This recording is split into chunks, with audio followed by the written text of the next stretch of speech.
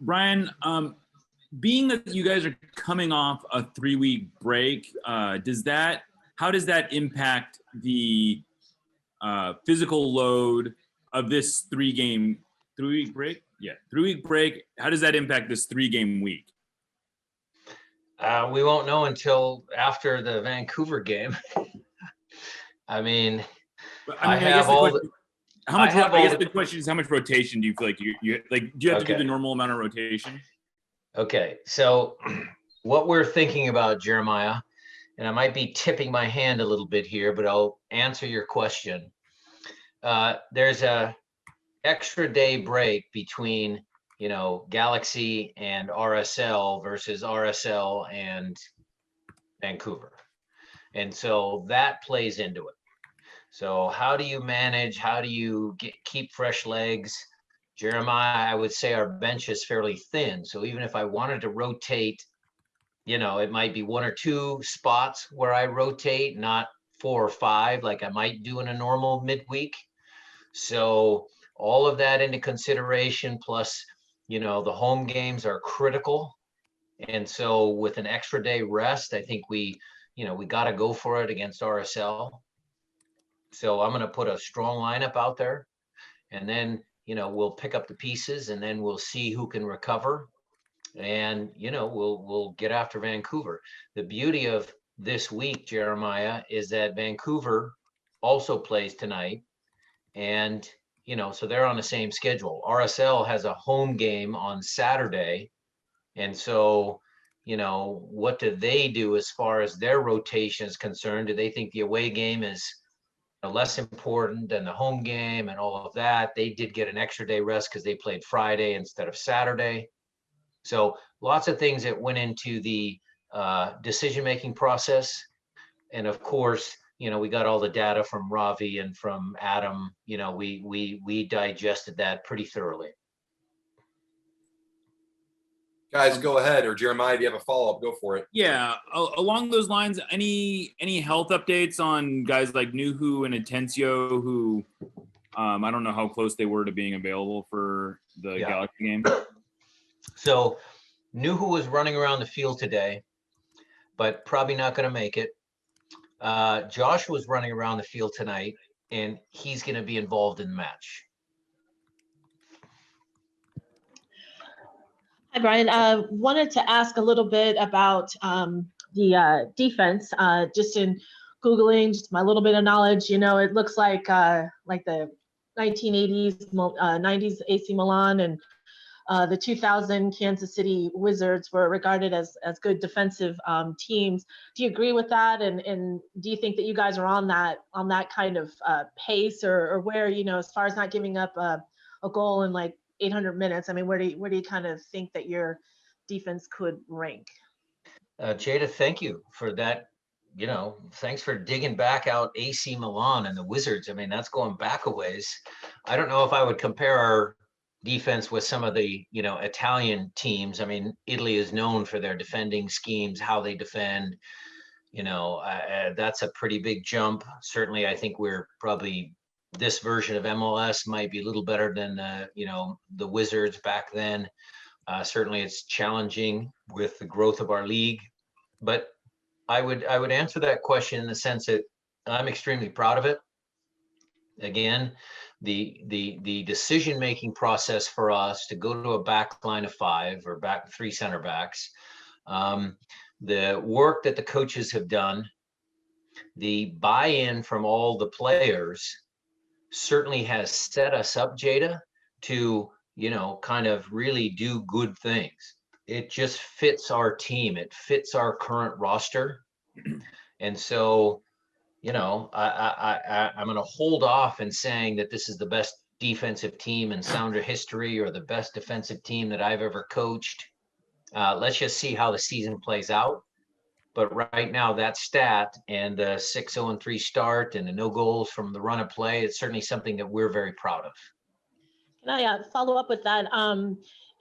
Which one of those stats is like maybe the hardest to hold on to?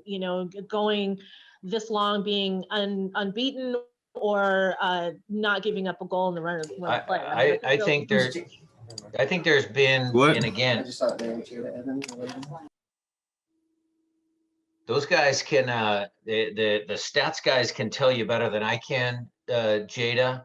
There's been some teams that have gone, undefeated in 9 or 10 or, something like that. And there's, our 2014 team went 7-1-1.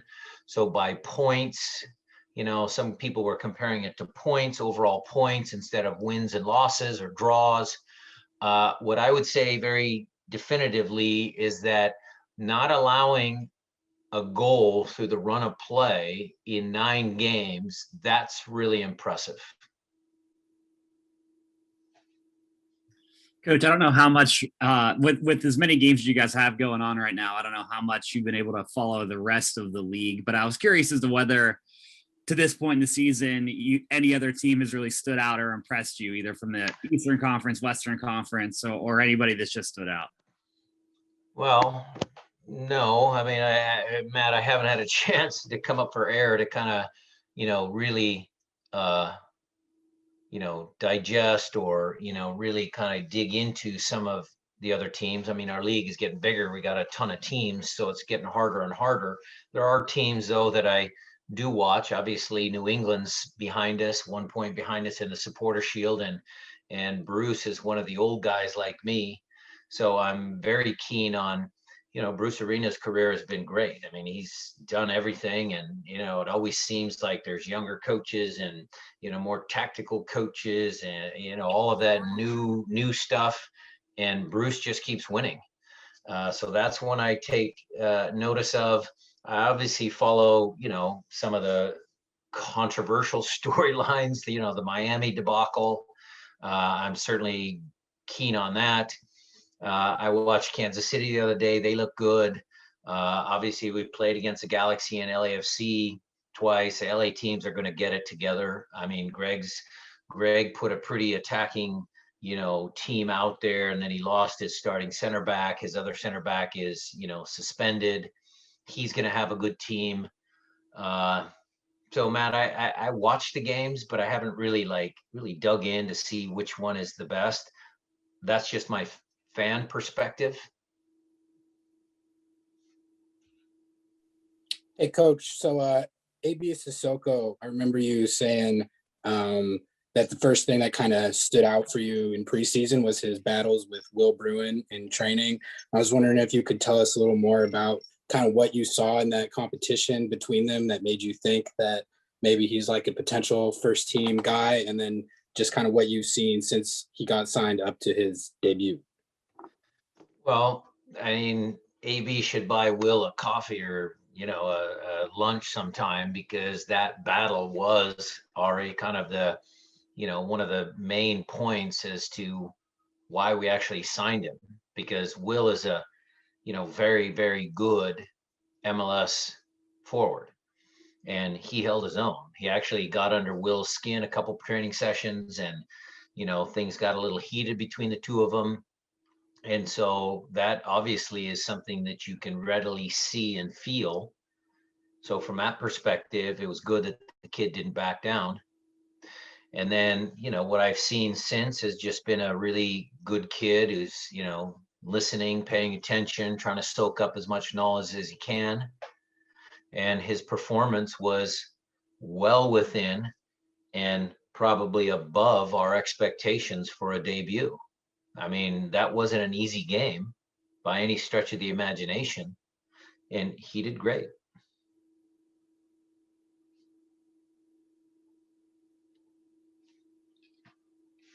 Other questions, Brian, guys? I want to ahead. ask you about this new league that MLS announced. They haven't put a lot of details out, but do you have any thoughts on having a team in there and how that might compare to having the Defiance and USL Championship? Jeremiah, I haven't dug into that enough. Again, we were just trying to prepare for this 3-game week. I knew the announcement was coming. I've had preliminary conversations with Henry Browner, who's, running, basically running the youth development side of our things. I think whatever, however the league positions the teams, the groups, what do the standalone teams do? What are we going to do? I don't have any of those answers, Jeremiah.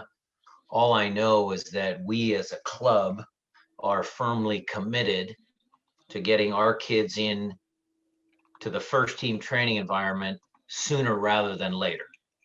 And then where they go once they get a taste is up to, each kid, each individual situation, what's best for him. And we will go from there in order to kind of fine tune and strategize our youth development.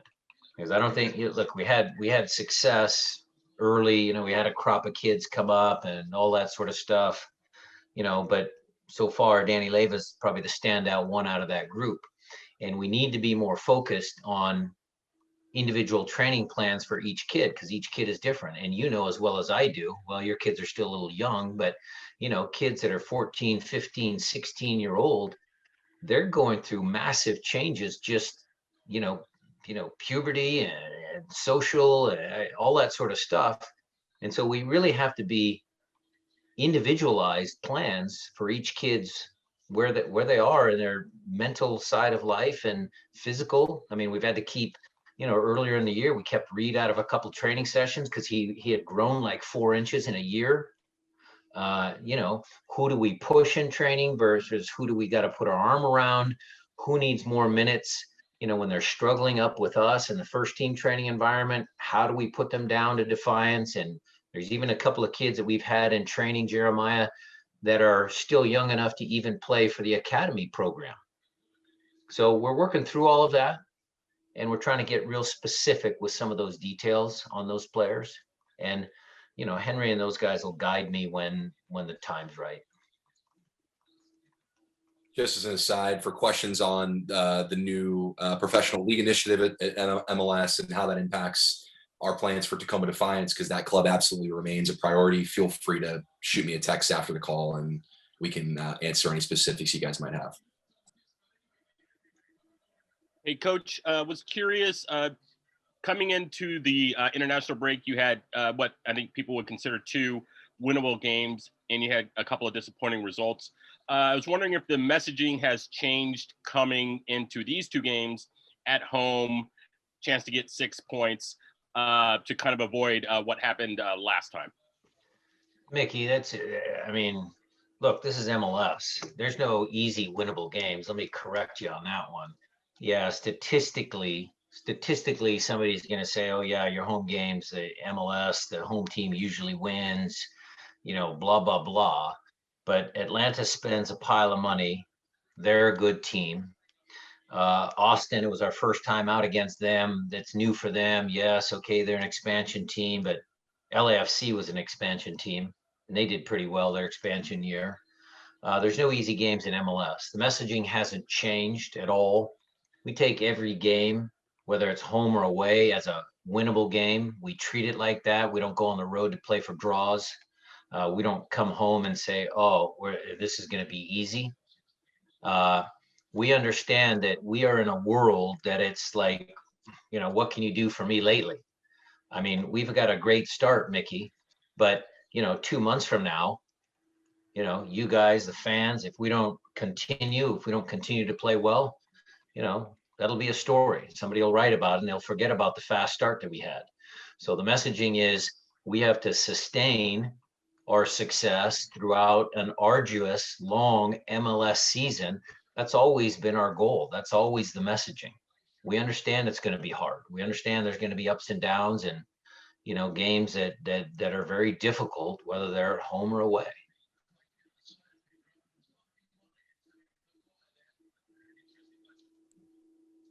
Guys, anything else for Brian? Yeah, I'll ask one more on a different subject. Coach, what would you say?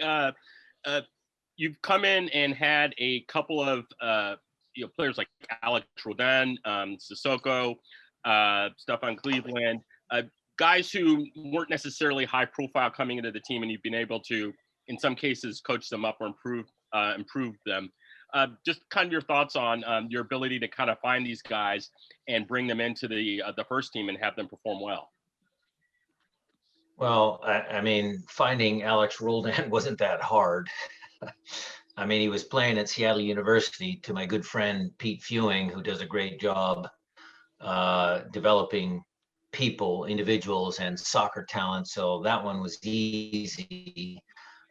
Stefan Cleveland was on Tommy's radar. Tommy does a great job of knowing every goalkeeper, it seems like, in his country. He takes a look at the college, ranks. He's very knowledgeable about goalkeeping. So that one was easy. Cissoko, I would credit, the whole Defiance and how they did things. I mean, they're always, that Defiance group, they can take a chance on a player. Like, look, we took a chance on Nouhou if you want to go back a few years. I mean, we brought him in and Jordi Delam. And so back in the old days when Zig was still here, we'd have, maybe 5 or 6 trialists every preseason training in with the first team. Well, now that we have Defiance, we can bring these guys in that might have, they might have needed some growth, and, they might have played in some lower leagues, or, maybe you just a couple of long shots, you bring them to Defiance, and Defiance starts pushing them, in their development. And then they come to us. So I think with AB, I credit that was Chris Little and those guys that found AB, and, he's done great. Brian, what's going to be key against Salt Lake? They seem to have been underrated, I guess, to start the season. So yeah, what are you kind of maybe looking out for against them? They are a good team, Jada. They play, basically usually 4-2-3-1. There is a little talk that they might try and match us up. We'll see when they line up out on the field. Their coaching staff is very knowledgeable. They have some good players. I really like Krylak, Rusnak, Justin Merrim has scored some goals against us. Justin Glad is a local product, actually, from the Seattle area before he moved down to their development program in Arizona. But a good team and well coached. Freddie does a good job. So I'm expecting a tough match.